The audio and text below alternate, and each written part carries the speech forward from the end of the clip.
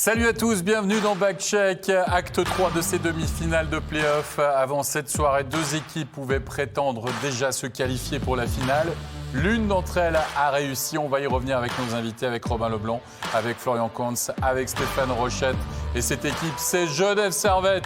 Coup de chapeau aux Aigles qui seront en finale pour la troisième fois de leur histoire. Contre qui? Ça reste encore à déterminer. Mais coup de chapeau aux hommes de Patémon qui ont su se sortir d'une situation très difficile du côté du Hallenstadion pour s'imposer 4-1, avec notamment ce but importantissime de Vuyamo, le 3-1.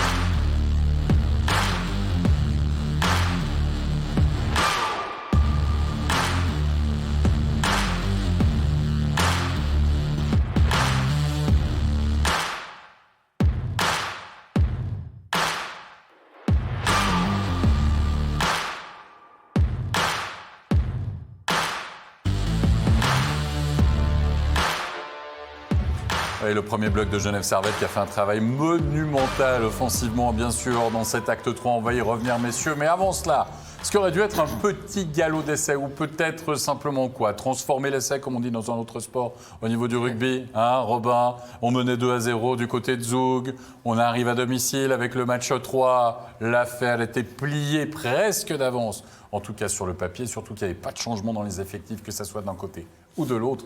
Mais voilà, parfois entre la théorie et la pratique, il y a un monde et c'est ce qui s'est passé.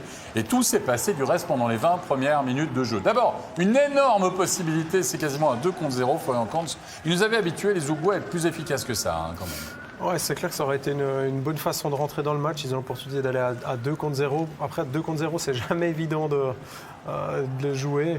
Là, ils sont ces deux droitiers, donc pas forcément l'idéal, mais ils auraient meilleur temps d'avoir trouvé l'opportunité sur ce coup-là. Mais parfois, quand on ne marque pas, on le paye cash. Et c'est Vukovic qui joue parfois, qui fait du catch, mais offensivement, cette année, il est super. Ouais, on n'a pas l'habitude de le voir comme ça, appuyer l'offensive, mais il a marqué un gros but pour son équipe à soir. Il faut lui donner crédit. Avec un assist de Keish Ferry là-dessus. Il se retrouve seul dans le slot. Il fait mouche, il peut battre un Giannoni qui n'aurait pas été flamboyant. Loin de là. 1-0 pour Rapperswil. Encore une fois, hein, c'est les Lakers qui ouvrent la marque. C'était déjà le cas lors du dernier match. Puis à Zoug, quand en général on est mené au score, qui c'est qui égalise? Florian, encore une fois, Grégory Hoffman. Ouais, on retrouve le duo classique hein, avec Kovar qui fait un gros travail dans le bas de la zone. Il attire la défense contre lui.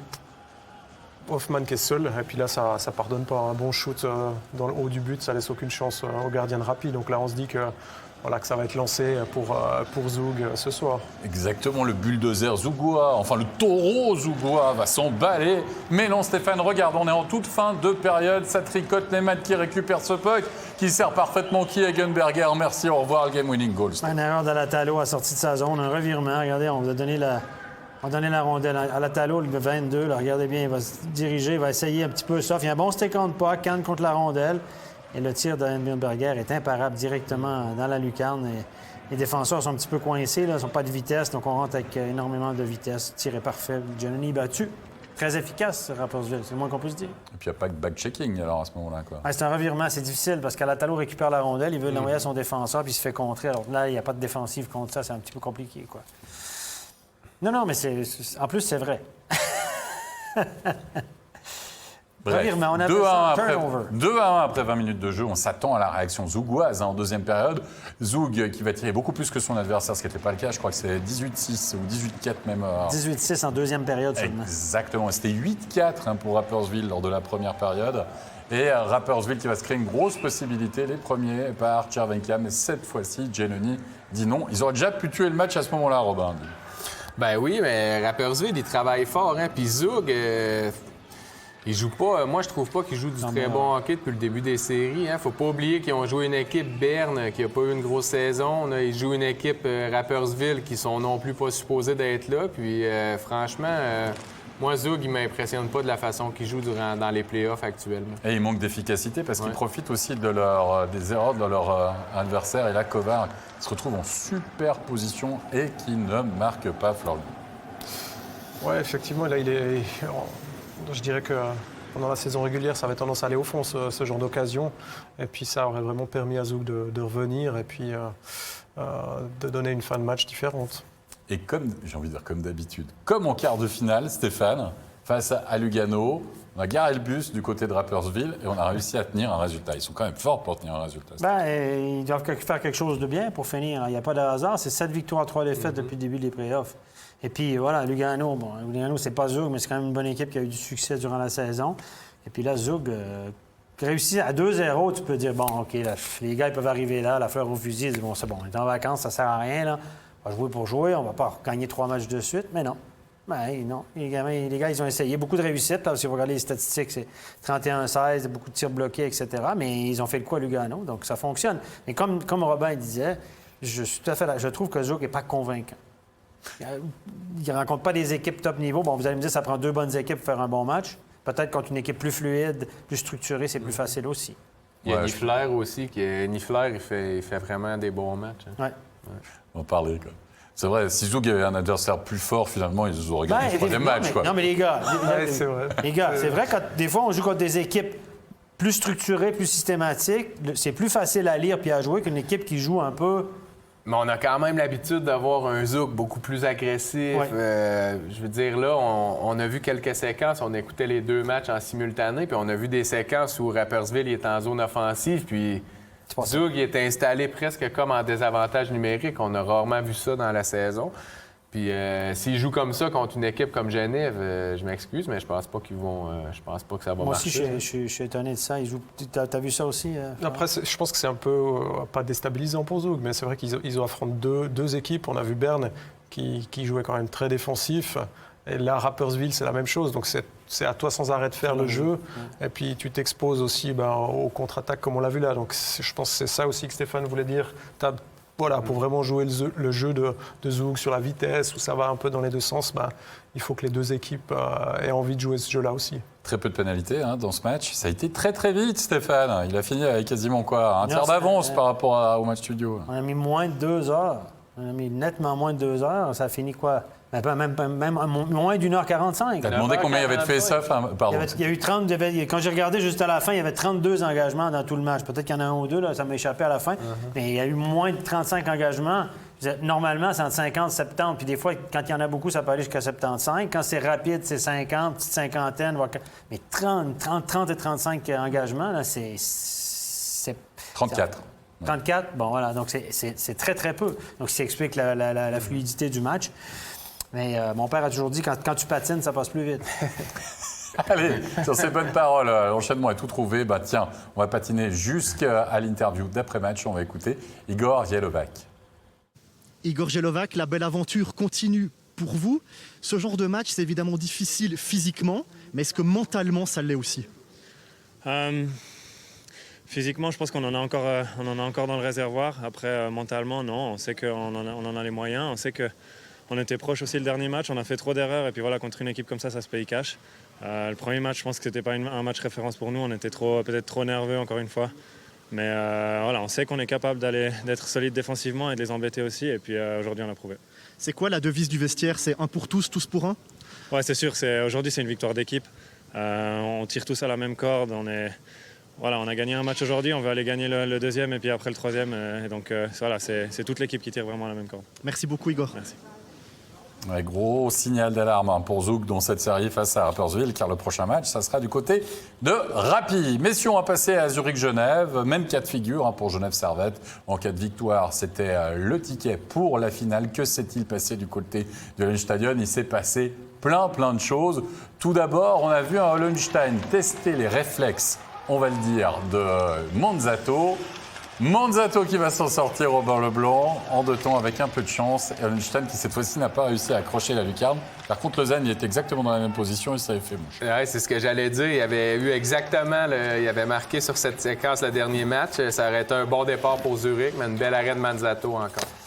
Et c'est Genève, au contraire, qui va marquer à 5 contre 4 le powerplay de Genève-Servette. Avec ce puck dévié par Winnick, on va voir la vidéo, etc. Mais pas de matière à l'annuler. Florian, le powerplay de Genève, ça l'aide à sortir vraiment d'une situation difficile ce soir aussi. Bien sûr, c'est clair que les situations spéciales dans ces playoffs où les matchs sont serrés, ça tient pas grand-chose, ça fait vite la différence. Et puis Genève, ils en profitent bien depuis le début des séries. Hein. C'est un élément clé dans le jeu de Servette. Avec cette réussite, donc signée Windy à la vidéo et M. Stricker qui va valider ce but. Il faut dire que s'il avait été annulé, Stéphane, tu étais le premier à dire que ça aurait été un petit scandale. Oui. Et là aussi, la chance de Daniel Manzatto sur cette action. C'est toute la différence. Il y a un powerplay qui fait mouche et puis un autre qui n'y arrive pas, même si ce puck était compliqué, hein, Stéphane. Oui, c'est un puck qui a dévié. Mais tu sais, quand tu es sur une bonne lancée, le puck frappe la pôle du gardien, puis dévie juste à côté. Et puis quand tu es sur une mauvaise lancée, elle dévie dedans. Donc les choses vont bien pour Genève. Les bons sont favorables, mais il faut aussi leur chance. Ils créent leur chance. Et puis on l'a vu, la Robin, c'est peut-être le seul moment de faiblesse de Daniel Manzatto, véritablement, dans cette série. Oui, il fait vraiment des bons matchs, il fait des gros arrêts-là, mais par contre, ce lancer-là, il aurait dû arrêter ça, mais on peut pas rien y reprocher. Il fait des super matchs, puis il était encore bon ce soir. Excellent, même. Oui, un partout à 4 contre 4. Et la dernière occasion de ces 20 premières minutes de jeu, c'est Linus Omark qui va se la créer.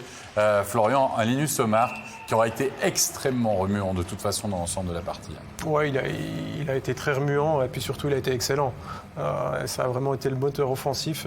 Puis il en voit, il adore se mettre derrière ce but, s'amuser un petit peu et puis utiliser les blocs devant le but pour créer le danger. Est-ce que Zurich n'a pas raté le coche ? Il y a un 0 pour jeu, enfin il y a un partout dans ces 20 premières minutes de jeu, mais franchement, Robin, est-ce que Zurich n'a pas raté le coche dans ces 20 premières minutes ? Oui, j'ai trouvé surtout en première période que Zurich, ils sont sortis très fort, ils ont joué physique, ils ont eu beaucoup d'occasions. Si je pense que s'ils avaient réussi à marquer un deuxième, puis éventuellement peut-être même un troisième, ils auraient vraiment pris l'ascendant, mais Genève ont su tenir le fort et puis ils ont laissé passer la tempête, puis... Franchement, Genève, tout leur réussit, oui, mais ils travaillent quand même bien en équipe. Dans les moments difficiles dans le match, ils savent bien réagir. Alors moi, je leur donne vraiment crédit sur l'ensemble du match. Grosse frayeur en début de deuxième période. Daniel Manzatto qui va recevoir un puck là dans le cou de Sven Andrighetto, me semble-t-il. Sueur froide, on va dire... Florian, c'est quand même sur le bon Genevois, parce que tu dis, bon, OK, il y a Charlin derrière, mais on a déjà perdu un. C'est clair que ça aurait été compliqué d'enchaîner avec un troisième gardien. Zurich était revenu fort également dans la deuxième période. Ils étaient revenus sur la même lancée que le début du match. Et là, ça a juste un peu réveillé Daniel. Il grimace un peu, mais il a pas si mal que ça, je pense. C'est un peu la technique peut-être Andrighetto de Coluche au ping-pong. D'abord, tu vises les yeux pour amadouer, pour affaiblir ton adversaire. Parce que regarde, Andrighetto, il va se retrouver dans une super position à la 30e minute de jeu. Peut-être un des tournants justement de cette rencontre. Andrighetto, le puck qui va être récupéré par Garrett Rowe. Très bon travail, Steph, tu l'as analysé. Stick on puck de la part de Garrett Rowe. Et là, Andrighetto, normalement, Robin, ça c'est goal. Ouais, meilleur buteur du championnat. Il va finir avec un assist, le garçon, non? Il n'y a rien à dire, mais franchement, dans cette série-là, il n'est pas aussi opportuniste. Il joue, on le voit, il y a le puck, mais le geste de finition, il n'est pas là. Puis ça a été, comme on a dit, un excellent jeu de Rowe. Ouais. Puis il n'a pas réussi à la monter comme il fait d'habitude. Juste une petite parenthèse quand même. Andrighetto, Steph, c'est un assist sur cette série. Écoutez... Genève contre Fribourg, on a dit que Fribourg a dit les leaders n'ont pas fonctionné, ça n'a pas été, pas produit, etc. Donc, on a désigné les coupables, c'est réglé, c'est terminé, on n'en parle plus, on recommence l'année prochaine. C'est facile. Et puis là, ils font la même chose. Encore une fois, Genève réussit à shutter down, comme on dit, à contenir les meilleurs attaquants adverses qui ont travaillé. Pas quitte d'avoir travaillé, les garçons. Ils l'ont fait. Il y a peut-être une raison. Peut-être que Genève fait des choses bien. Peut-être qu'ils sont bien organisés. Peut-être que le coaching staff, on peut leur donner aussi du crédit. Oui, il y a de la réussite. Oui, ça tourne bien, sur une bonne lancée. Manzatto, oui.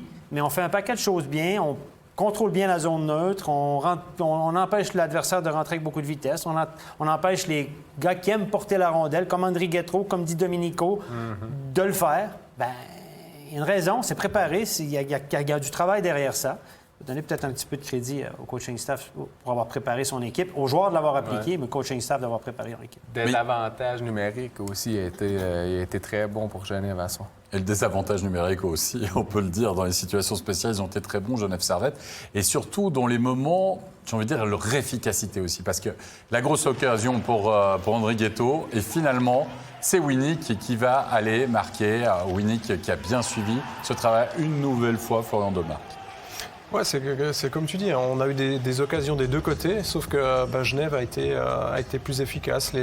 C'est aussi les leaders, on l'a vu Omar plusieurs fois, là il sert extrêmement bien à Winning. Donc, comme le dit Stéphane, crédit aussi à cette équipe de Genève. Hein.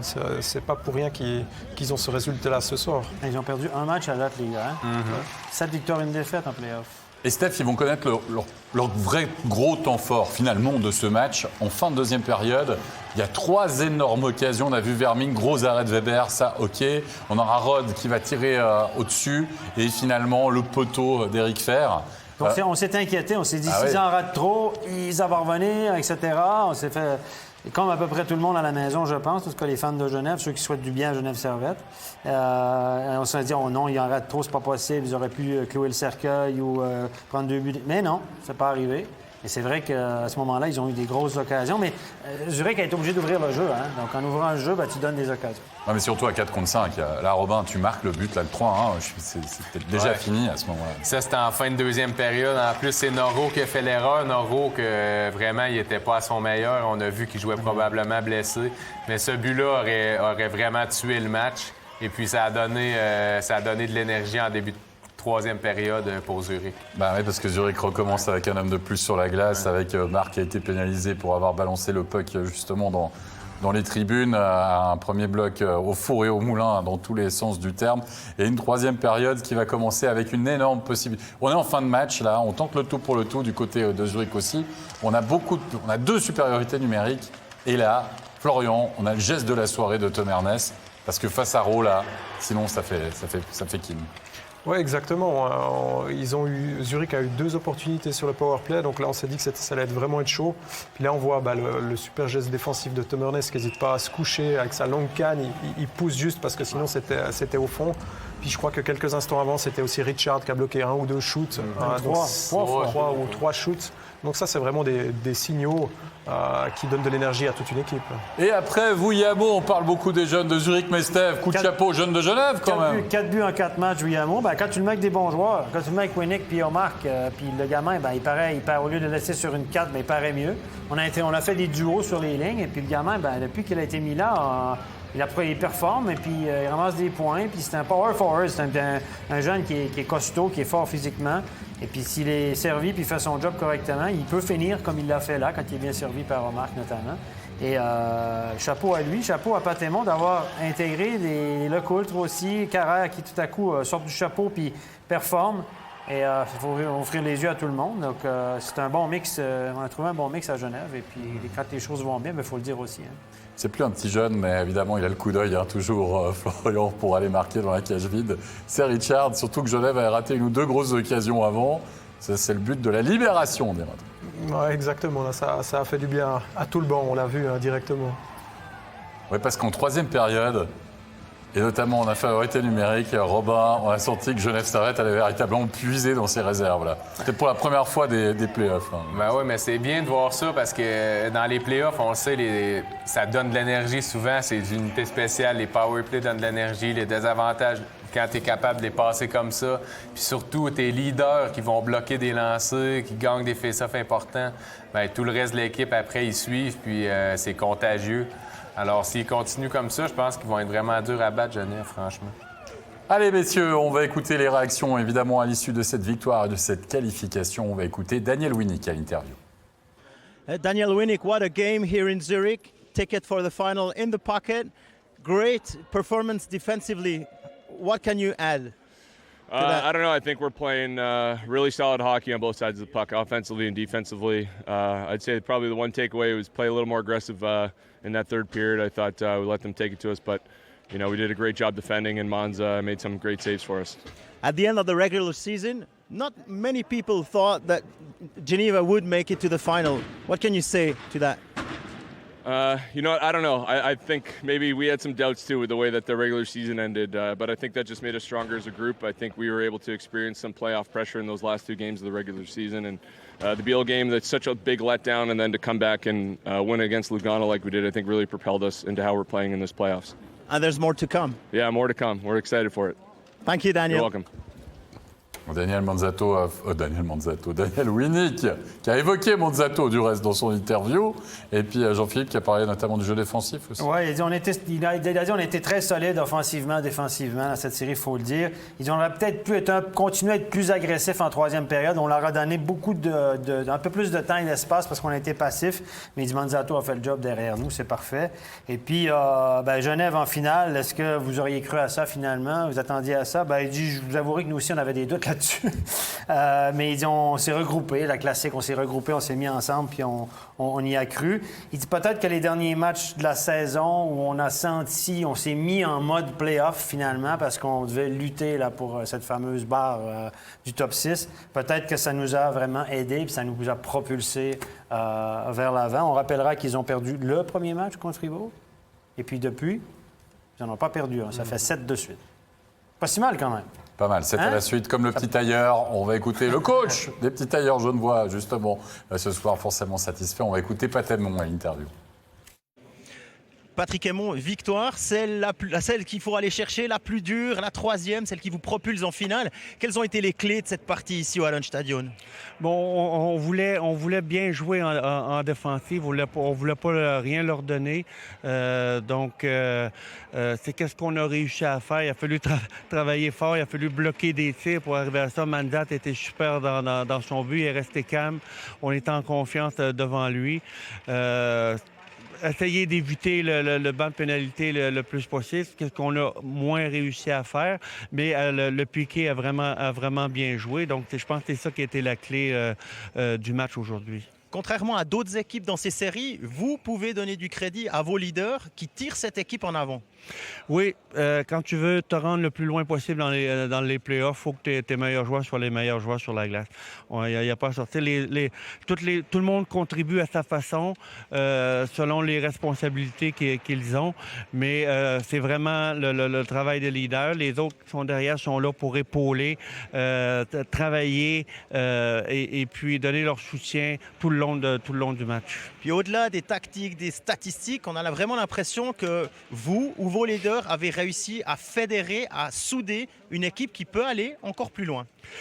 C'est le but. On a eu une saison, toutes les équipes, c'est une saison un peu spéciale qui était longue, qui était pénible, des hauts et des bas, c'est des périodes de quarantaine, tout ça.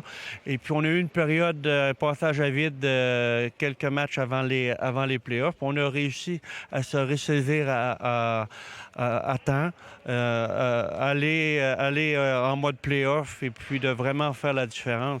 Je suis vraiment fier du travail de mes joueurs depuis le début des playoffs. Et puis, dernière question, quel rôle a joué ces pré-playoffs, cette dernière fin de saison où il a fallu cravacher pour finalement quand même être dans les 6?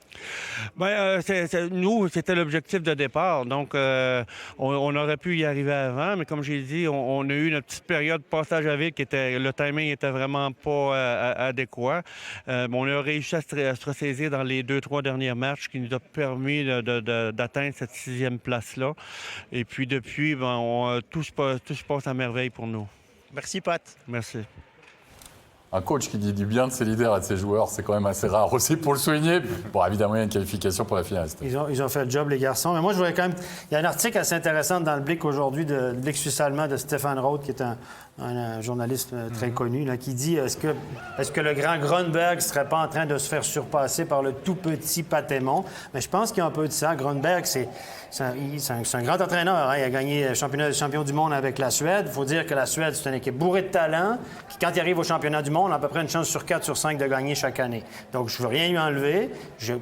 J'entends beaucoup de bonnes choses sur lui, sur ses capacités de coach et tout ça. Mais là, en championnat, cette année, avec l'équipe qu'il avait, Il a fini 5e, alors que tout le monde l'attendait 1 ou 2. Vous allez me dire, il n'y a pas beaucoup de points d'écart, mais quand même, c'est un peu une déception. Cette équipe-là n'a pas carburé après Noël. Et là, il se fait battre. Le grand se fait battre par le tout petit Patémon, entraîneur de junior élite, d'une carrière à la Genève depuis longtemps. Et puis, Chris McSorley lui a laissé gracieusement sa place. Essaye voir si tu peux coacher dans cette ligue-là. Ben, il prouve qu'il peut coacher dans cette ligue-là. Il a eu le dessus au coaching dans les 2 séries qu'il a coachées. Il faut lui donner ça. Les joueurs, évidemment, ça tourne bien. On donne crédit aux joueurs qui appliquent le système, les leaders et tout. Il faut que tout tombe en place. Mais on peut donner crédit au coach. À Louis Matt aussi, qui est là depuis toujours, avec une vingtaine d'années. Le Coultre et Carrère. 2 blessures. Tu perds Mercier, tu perds Moraire à défense. 2 gros grands gaillards avec de l'expérience. Tu les remplaces par Le Coultre qui prend du temps de glace. Volmin qui prend du temps de glace. On fait jouer Guébet. Et ces jeunes-là sont bien coachés, performent, font des bonnes choses sur la glace. Carrère est sorti de sa coquille cette année. Toutes les équipes le veulent maintenant. Bien, c'est aussi le travail de Louis Matt. Puis on parle pas souvent de Yann Cadieux, 2e assistant, qu'on dit très bons entraînements, très proches des joueurs. Donc moi, je tire mon chapeau. Les coachs ont eu l'avantage. Ils ont out-coaché le grand Cronenberg. Voilà. C'est pas fini. Hein. Alors, vous avez tout enregistré. On repassera ça quand ils seront champions. Non, mais je le dis, on critique souvent, puis non, mais quand c'est bien, c'est bien. Ils sont pas champions encore. Peut-être que contre Zurich, ça va être beaucoup plus compliqué, mais ils sont en finale. 7 victoires, 1 défaite. Excuse-moi, ils ont quand même fait quelque chose de bien. Coup de chapeau pour Genève. On va reparler des ZSC Lions de cette élimination en 3 manches. Donc, on va écouter l'interview de Ludovic Weber. Ludovic Weber, défaite dans cette série après 3 matchs extrêmement serrés.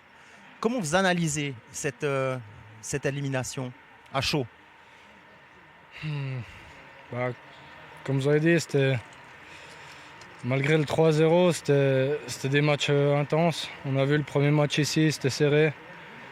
Là-bas, on voulait vraiment aller récupérer la glace chez eux. Et puis là, aujourd'hui, on a laissé vraiment... Je pense qu'on a tout essayé vraiment. Puis ils ont géré, ils ont réussi à concrétiser sur leurs occasions.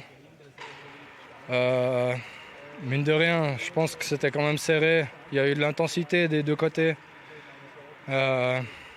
Manzato, il fait une grande série. Et puis voilà, maintenant on doit apprendre de ce qui s'est passé pour revenir plus fort l'année prochaine. Et puis si on regarde un petit peu sur votre performance cette fin de saison, forcément maintenant c'est la déception qui prédomine, mais dans quelques jours vous pourrez probablement être fier de vous et de votre progression. Ouais, comme tu dis, là c'est vraiment de la déception. C'est chiant de finir une saison, quoi. Là, on a vraiment tout donné, on a sacrifié plein de choses durant la saison, puis voilà. Merci Ludo. Merci. Beaucoup d'émotions. Juste un mot sur Zurich avant peut-être de revenir sur la performance, là, sur le côté révélation un peu de cette saison quand même, du côté de Ludovic Weber. La performance de Zurich... Il ne faudrait pas oublier qu'ils sont sortis d'un gros quart de finale contre Lausanne. C'était compliqué. Est-ce qu'ils n'ont pas laissé trop de force? Est-ce qu'il n'y avait pas trop de blessés finalement dans cette équipe zurichoise? Des joueurs qui sont venus diminuer. On en a parlé aussi avec Robin qui disait Noro, c'est pas le Noro qu'on connaît d'habitude, etc. Est-ce qu'il y a des circonstances atténuantes du côté de Zurich? Disons que c'est clair que pour Zurich, ça fait 2 années de suite sans titre, donc c'est forcément décevant quand on est dans cette organisation-là. Après, honnêtement, ils ont été bons contre Lausanne. Ils sont sortis d'une série quand même compliquée.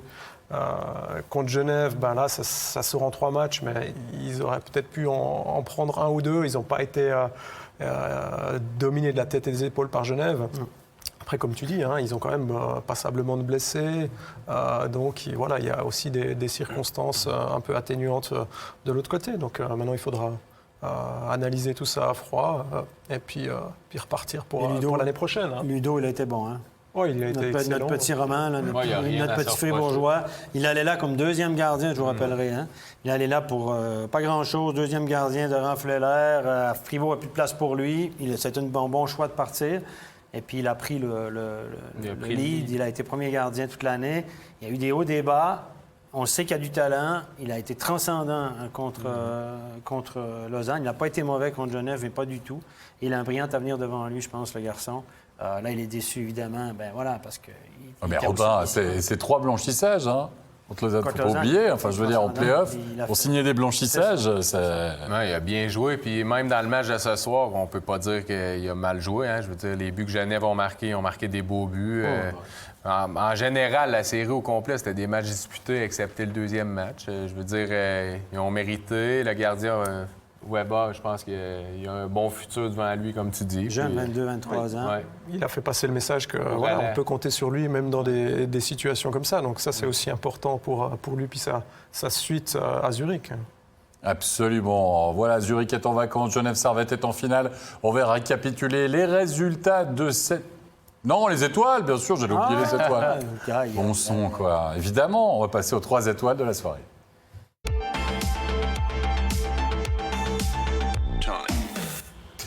Et la 3e étoile ce soir, il a été partout au niveau des passes. 3 assists pour lui, Linus Omark, Robin. Ouais, il est un habitué des étoiles, mais il a fait vraiment, franchement, ce soir avec la rondelle, il a été très bon. Il a terminé avec 3 assists, donc il a joué une grosse part dans la victoire de Genève. Chapeau à lui ce soir. Il a travaillé très fort dans les playoffs. La série contre Fribourg, elle n'a pas été très en vue, il faut dire. Dernier match, ça fait 2-3 belles pièces de jeu là, qui l'ont remis un peu en selle, je pense, à la fin de la série contre Fribourg, parce qu'il n'a pas été transcendant contre Fribourg, il a été correct. Mais là, je trouve qu'il a travaillé très fort. On l'a relevé d'ailleurs, le premier match à Zurich, là, il travaille fort, il cravache le garçon, il donne ce qu'il a. Il faut dire que... Il a même fait des bons jeux défensifs ce soir. On n'a pas l'habitude de le voir là-dedans, mais il a fait des bons back-checking, des bons chapeaux. Comme quoi c'est possible, il le dit lui-même dans le journal, c'est possible. Il a avoué dans le journal, dans un article aujourd'hui, qu'il trichait un peu en championnat. Peut-être que je peux avoir l'air paresseux de temps en temps, mais ouais, mais bon, voilà. Mais en play-off, je fais pas comme ça. Il a dit qu'il s'est déclaré lui-même comme étant un excellent joueur de play-off. Même en Russie, mais... Il n'y a pas personne qui a corroboré ses propos. C'est lui qui s'est auto-déclaré bon joueur de play-off. Mais là, cette année, je dois dire que oui. Merci Steph, t'as pas du tout fait 25 minutes sur la 3e étoile. Alors que la 2e étoile, c'est Feller, 30 arrêts sur 31 shoots. C'est peut-être lui qui ramène encore un point pour son équipe. Florian. Lui, il est excellent depuis le début des playoffs. Hein. C'est une grande part du succès de Rapperswil dans cette fin de saison. Et puis encore ce soir, il a prouvé que ça allait être compliqué pour la grosse armada offensive de Zug d'aller marquer ce dernier point. Et la première étoile de la soirée, auteur de 3 points, 2 buts, 1 assist, Daniel Winnick, Stéphane. Oui, c'est un autre qui était un petit peu en dessous dans la série contre Fribourg. On le voyait pas trop, c'était plutôt Fair et moi qui étaient en vue. Et là, dans cette série-là, ça a plutôt été Winnick et Omar qui ont fait le job. Mais c'est ça, c'est la qualité des bonnes équipes. Faut que quand il y en a une ligne qui marche moins, il y a l'autre qui flambe. Moi, on l'a moins vu dans cette série-là. Et ça, c'est la qualité des grandes équipes. Et c'est ce que Zurich n'a pas su faire.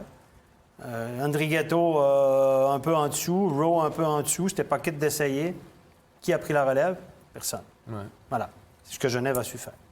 Messieurs, on va récapituler cette fois-ci, j'en suis sûr, les résultats de cette soirée. Rapperswil qui s'impose 2-1 du côté de Zug. Il y aura donc un 4e acte dans cette demi-finale. Et puis Genève Servette qui se qualifie pour la finale en s'imposant 4-1 face aux ZDC Lions. Vous l'avez compris, rendez-vous samedi pour l'acte 4 entre Rapperswil et Zug. On va remercier bien sûr nos invités. Merci Robin Leblanc. Merci Florian Kuntz. Merci Stéphane. On sera là dans 2 jours. Bien sûr, bon pied, bon oeil. Tous les 2 jours, bon. Pour un nouvel exploit, évidemment, de Rapperswil, on l'a déjà programmé, on l'a déjà... Est-ce que vous croyez que les fans de Genève prennent pour Rapperswil à partir de maintenant? Ou non, parce que Rapperswil, s'ils réussissent à passer encore Zug, est-ce que vous avez plus peur de Rapi ou de Zug? Ouf! On avait mis combien au niveau du pronostic, juste pour pas avoir la ridicule 2 fois? On avait dit en 4 matchs, on est encore dedans. Ah, voilà, okay. En 4 matchs, on s'était gardé une gêne parce qu'on avait été un peu trop agressif au premier tour. Allez, on va voir ça. On a tous fait la même erreur. Oui. Allez, on va recharger les batteries. Prenez soin de vous, portez-vous bien. Merci à toute l'équipe. Merci beaucoup à Gilles, dont c'était la dernière de la saison. Portez-vous bien, on l'a dit. Et puis rendez-vous samedi. Bye bye.